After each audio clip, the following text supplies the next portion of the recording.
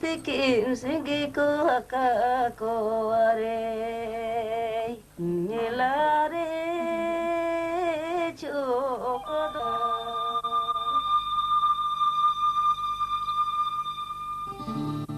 झारखंड प्रदेश अपनी अनेक विशिष्टताओं के लिए पूर्व से ही विख्यात रहा है।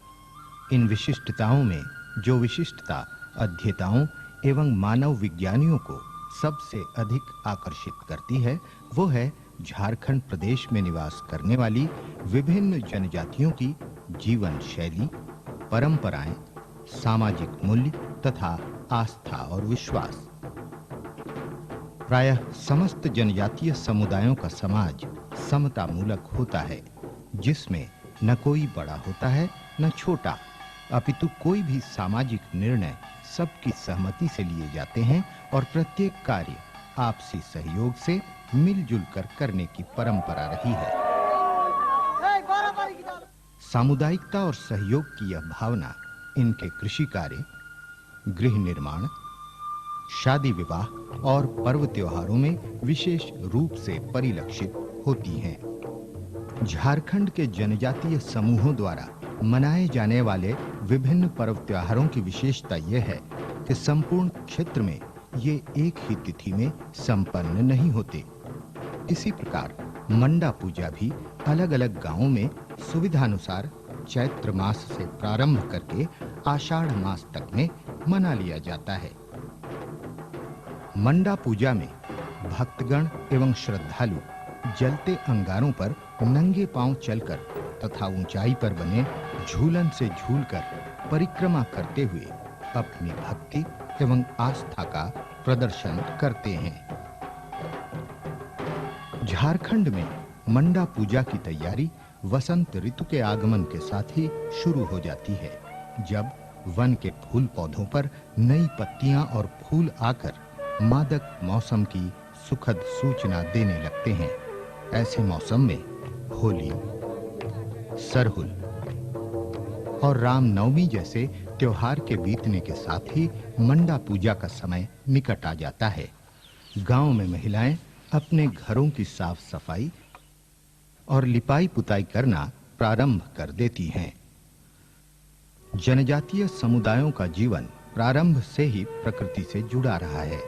इस क्रम में वे पेड़ पौधों और पहाड़ों को देवता का निवास स्थल मानकर इनकी पूजा अर्चना करते हैं। मुंडारी भाषा समूह के आधार पर बोंगाबुरु अर्थात देवता पर्वत की आराधना का विधान है। कुछ विचारकों का मत है कि पर्वत की पूजा वास्तव में कैलाश पर्वत की पूजा का प्रतीक है, क्योंकि कैलाश पर्वत में महादेव शंकर का निवास है। इस कारण इसे शिव की आराधना का प्रतीक भी समझा जा सकता है। श्रद्धालुओं की मान्यता यह भी है कि मंडा पूजन उसी स्थान अथवा गांव में संपन्न की जाती है जहां महादेव शंकर स्वयंभू रूप में प्रकट होते हैं।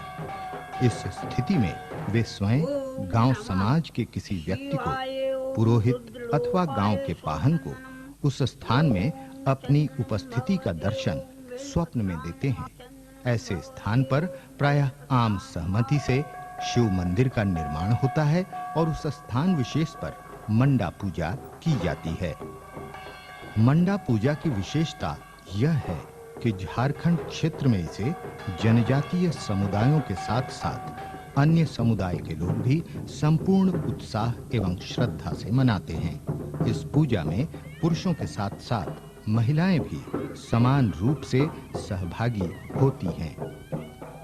वास्तव में यह पूजा महादेव शंकर को प्रसन्न करने का पर्व है, जिसमें भोक्तागण 5 दिनों तक सात्विक जीवन बिताते हुए पूजन की विभिन्न क्रियाओं और अनुष्ठानों से गुजरते हुए शिव की आराधना करते हैं और राज्य, समाज व व्यक्तिगत सुख शांति तथा समृद्धि की कामना करते हैं। पूजा में भाग लेने वाले श्रद्धालुओं को भोक्ता कहा जाता है। मंडा पूजा के प्रथम दिन भोक्तागण आसपास के अन्य गांवों से आकर उस गांव में प्रवेश करते हैं जहां मंडा पूजा सुनिश्चित की गई होती है। गांव के प्रधान द्वारा भोक्ताओं का स्वागत किया जाता है। तत्पश्चात सभी भोक्तागण मंदिर परिसर आ जाते हैं। ये भोक्तागण मंदिर परिसर में तब तक निवास करते हैं जब तक मंडा पूजा संपन्न नहीं हो जाती। मंदिर परिसर में रहते हुए भोक्तागण प्रत्येक दिन स्नान ध्यान करके कोरे कपड़े की धोती धारण करते हैं तथा इष्ट देव की आराधना करते हैं। इस दौरान उपवास रखते हैं तथा नमक का प्रयोग नहीं करते। पूजा का वास्तविक अनुष्ठान दूसरे दिन संध्या वेला से प्रारंभ होता है।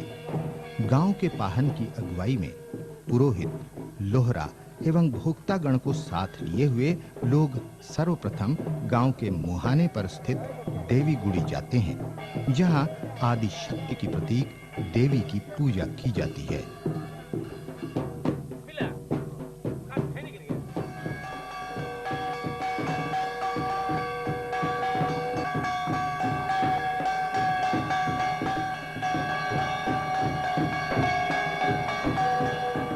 देवी गुड़ी में पूजा संपन्न हो जाने के बाद सभी लोग गांव के सरना स्थल की ओर जाते हैं। सरना स्थल पर पाहन की अगुवाई में विभिन्न अनुष्ठान संपन्न किए जाते हैं। मान्यता है कि इस पूजन द्वारा पाहन गांव के आसपास तथा वन की शक्तियों से मंडा पूजा के दौरान गांव की सुरक्षा हेतु चौहद्दी बांध देता है, ताकि पूजा के कार्यक्रम निर्विघ्न रूप से संपन्न हो सकें। इसके साथ ही वह पूर्वजों का भी आह्वान कर उन्हें पूजा में सम्मिलित होने का आमंत्रण देता है। सरना स्थल से लौटकर पुनः मंदिर में सामूहिक पूजा की जाती है।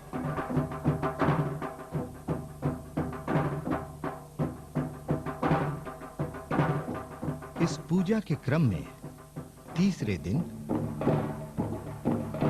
पट या पाट को मंदिर से माथे पर उठाकर ढोल नगाड़ा बजाते हुए पट भक्ता के घर ले जाया जाता है।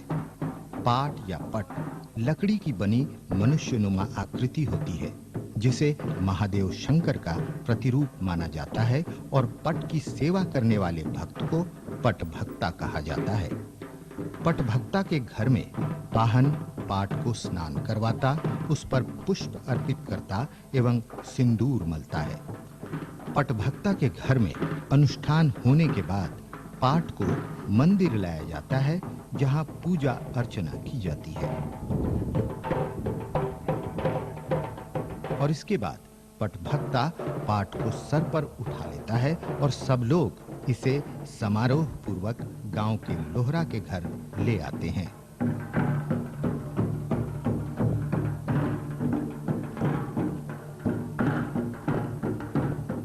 लोहरा के घर में सर्वप्रथम ब्राह्मण पुरोहित अनिवार्य पूजा संपन्न करता है और इसके बाद लोहरा से पाट में इंद्र वज्र ठोकने को कहता है। लोहरा कच्चे लोहे को गर्म कर कीलनुमा आकृति तैयार करता है और इसके पिछले भाग को तोड़ देता है, जबकि नुकीला अग्रभाग पुरोहित के निर्देशानुसार पाट में जड़ देता है। वास्तव में पाट में जड़े इन कीलों की गिनती करके जाना जा सकता है कि संबंधित गांव में मंडा पूजा कितने वर्षों से मनाई जाती रही है। जिस स्थान पर इंद्र वज्र लोहरा द्वारा ठोका गया होता है, वहां पुरोहित द्वारा पटुआ के रेशे फैलाकर उसे जला दिया जाता है और इसका शुद्धिकरण कर लिया जाता है।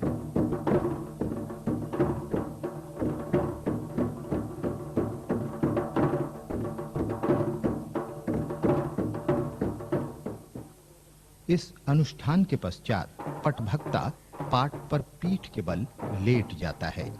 घर की महिलाएं पटभक्ता के सिर की तरफ आंचल फैलाए बैठी रहती हैं। इसी समय पुरोहित भी पाट पर खड़ा हो जाता है और बेलपत्र से जल का छिड़काव कर महिलाओं को आशीर्वाद देता है। यह क्रिया संपन्न हो जाने के बाद पाट को सम्मान पूर्वक मंदिर लाया जाता है और मंदिर की परिक्रमा कर पाट मंदिर में रखा जाता है, जहां पुरोहित द्वारा इसमें प्राण प्रतिष्ठा का अनुष्ठान संपन्न किया जाता है। मंडा पूजा के चौथे दिन का महत्वपूर्ण अनुष्ठान दादुल घट की स्थापना होता है। इस अनुष्ठान को संपन्न करने के लिए सभी भोक्तागण पाहन की अगुवाई में पुरोहित को साथ लिए हुए गांव के ही निकट के तालाब में जाते हैं। तालाब में पुरोहित द्वारा दादुल घट की स्थापना विभिन्न पूजन विधि के माध्यम से संपन्न कराई जाती है। वास्तव में दादुल घट की स्थापना शिव की स्थापना का प्रतीक माना जाता है। इस समय भोक्तागण स्वयं भी जल से शुद्ध होते हैं। इसके बाद वे पुनः मंदिर की ओर आते हैं और रास्ते में तथा मंदिर के प्रवेश करने के पूर्व तक जमीन पर लौटकर अपनी आस्था का प्रदर्शन करते हैं।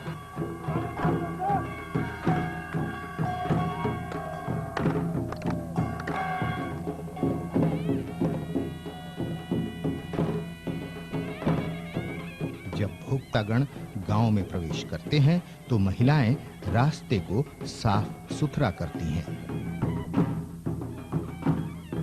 मंदिर तक पहुंचने के बाद भोक्तागण नृत्य करते हुए मंदिर की परिक्रमा करने के पश्चात पुनः तालाब स्नान करने चले जाते हैं।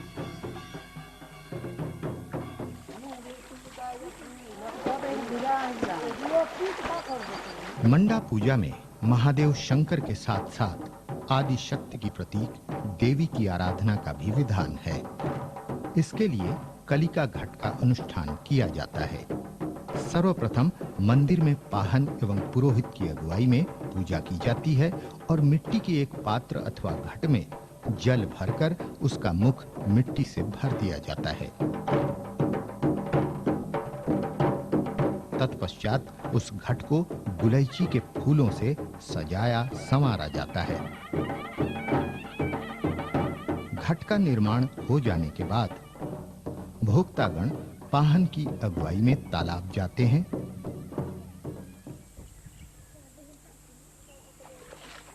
तालाब में वे स्नान आदि करते हैं। इसके पश्चात पटभक्ता को पुरोहित के निर्देश में देवी का रूप धारण करवाया जाता है।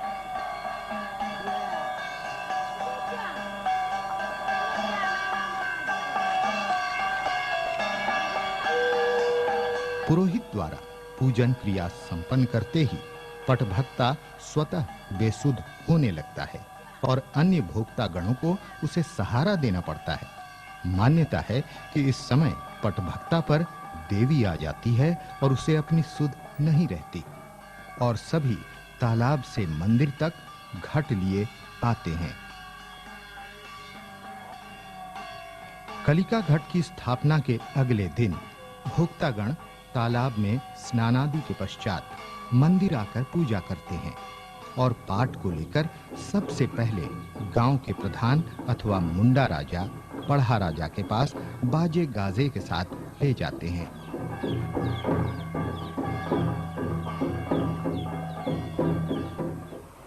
गांव प्रधान के घर में पाठ की विधिवत पूजा अर्चना घर की मालकिन द्वारा की जाती है।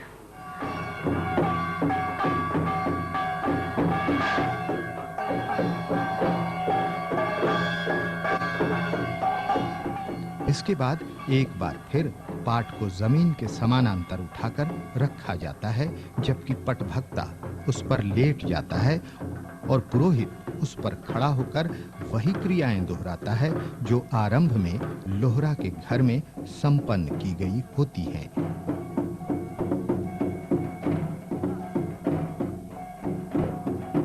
दिलचस्प बात यह है कि इसी प्रकार पाट को गांव के अन्य घरों में भी घुमाया जाता है, जिसे पाट भांगना कहते हैं।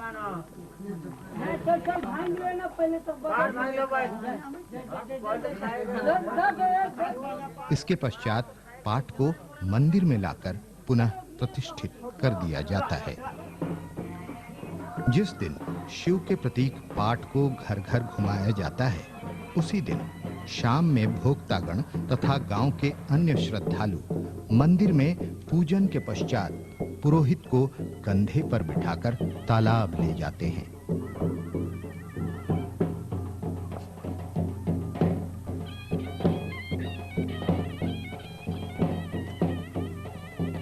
तालाब में पुरोहित द्वारा पूजन विधि संपन्न कराई जाती है। भोक्तागण स्वयं को जल से शुद्ध करते हैं एवं पुरोहित को कंधे पर उठाकर लाया जाता है। समतल स्थान के प्रारंभ होते ही भोक्तागण एवं अन्य श्रद्धालु कतार में एक दूसरे के सामने बैठ जाते हैं और पुरोहित उनके कंधों पर पैर रखता हुआ गांव तक आता है। गांव में प्रवेश करते ही महिलाएं भी अपने बच्चों के साथ कतार में बैठने लगती हैं। ऐसा करना शुभ माना जाता है। इस प्रकार तालाब से लेकर मंदिर पहुंचने तक पुरोहित के पांव भूमि पर नहीं पड़ने दिए जाते।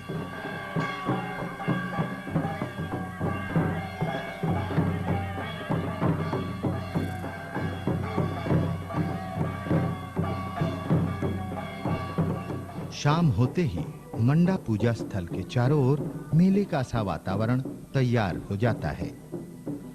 इसी रात्रि में धुआंसी का अनुष्ठान संपन्न किया जाता है।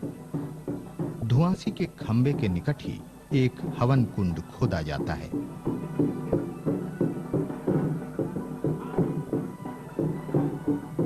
इसके बाद पाहन द्वारा धुआंसी के खंबे को विधिवत पूजन द्वारा शुद्ध किया जाता है और धुआंसी वाले खंभे पर नए कपड़े के टुकड़े बांध दिए जाते हैं।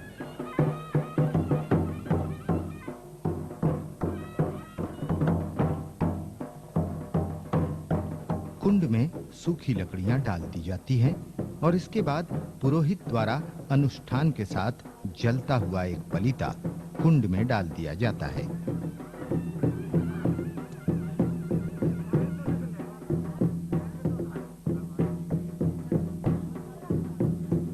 हवन कुंड में जल्द ही अग्नि की पूजा पुरोहित द्वारा संपूर्ण कर लेने के बाद धुआंसी की प्रक्रिया आरंभ की जाती है।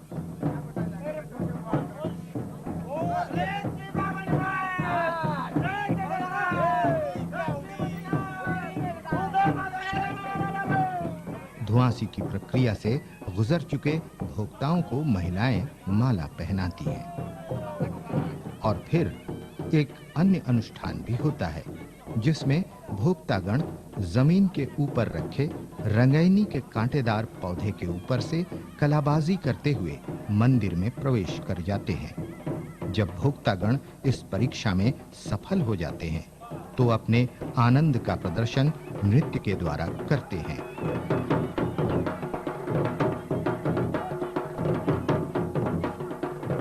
धुआंसी अनुष्ठान के अगले दिन गांव में प्रातःकाल से ही रात्रि जागरण की तैयारी घर-घर में प्रारंभ हो जाती है।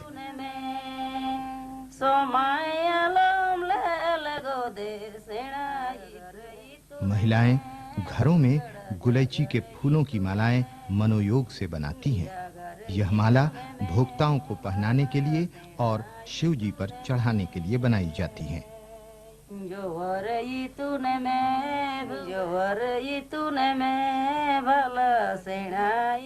इस दिन गांव के प्रत्येक घर में व्रत रखने का भी रिवाज है। गांव के घर-घर में होने वाली तैयारियों के साथ-साथ मंदिर के आसपास भी पूरी सजावट की जाती है। विशेष सजावट उस मंच की जाती है जहां रात्रि में छऊ नृत्य का आयोजन किया गया होता है। वास्तव में छऊ नृत्य जागरण का विशिष्ट आकर्षण एवं अभिन्न अंग माना जाने लगा है।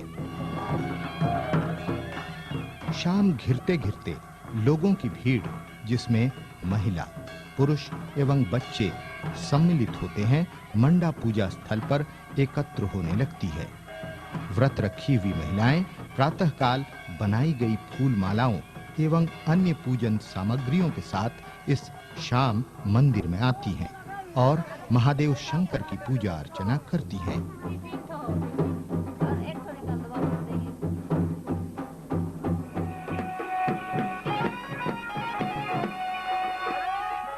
रात्रि में छऊ नृत्य समारोह पूर्वक आरंभ किया जाता है।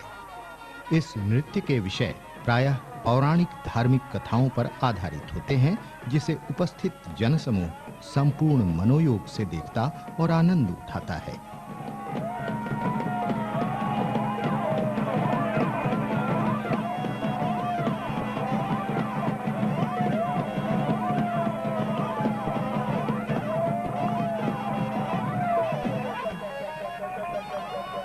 इधर छऊ नृत्य जब अपने यौवन पर होता है, उधर मंदिर के सामने लकड़ियां जलाकर फुलखुंदी की तैयारी जारी रहती है।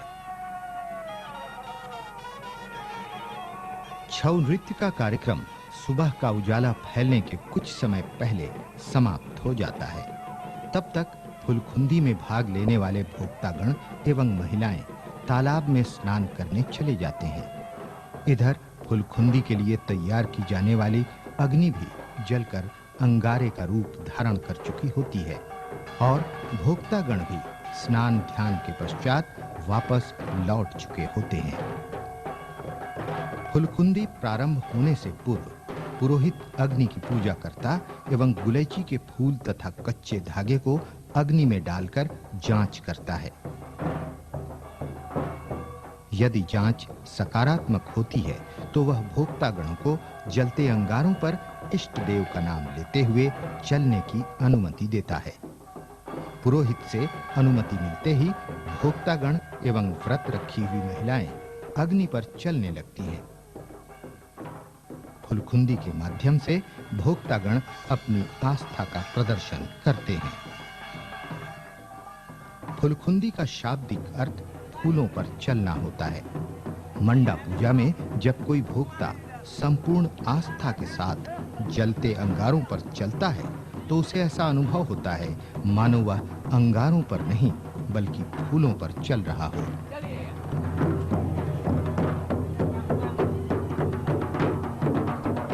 महिलाएं फुलखुंदी का अनुष्ठान संपन्न करने के बाद झूलन स्थल पर माथे में पीतल का घट सिर पर लिए भोक्तागणों की प्रतीक्षा में खड़ी रहती हैं। फुलखुंदी की प्रक्रिया समाप्त होने के बाद जो अनुष्ठान होता है उसे मंडा पूजा का सर्वाधिक महत्वपूर्ण एवं रोमांचक अनुष्ठान कहा जा सकता है। यह अनुष्ठान है झूलन का। ऊंचाई पर बने मंच पर जाने से पूर्व भक्तगण महादेव शंकर का नाम लेते हुए अपनी पीठ पर लोहे की मोटी सुई से 2 स्थानों पर छेद करवाकर उसमें आर पार 2 हुकनुमा लोहे की कड़ियां जिसमें रस्सी बंधी होती है डलवा लेते हैं।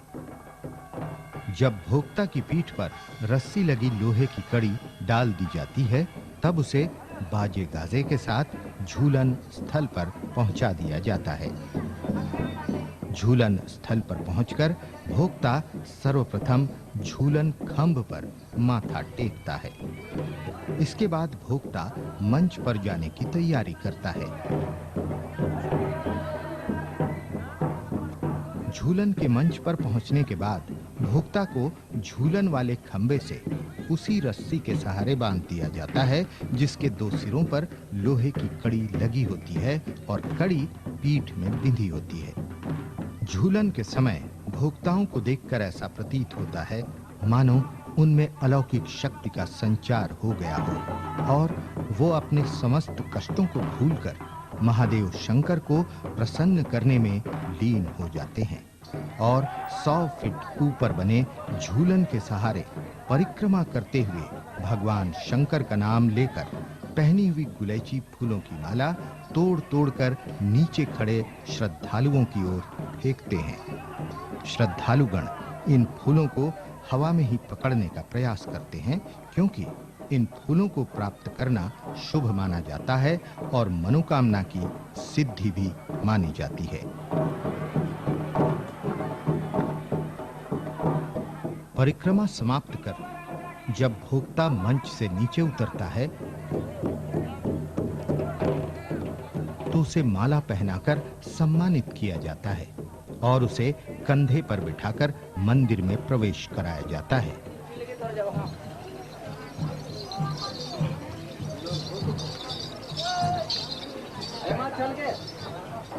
मंदिर के अंदर भोक्ता को महादेव के सम्मुख मुंह के बल लिटा दिया जाता है। इसके बाद पूजा अर्चना की जाती है और लोहे की कड़ियां निकाल ली जाती हैं और उस स्थान पर सिंदूर लगा दिया जाता है।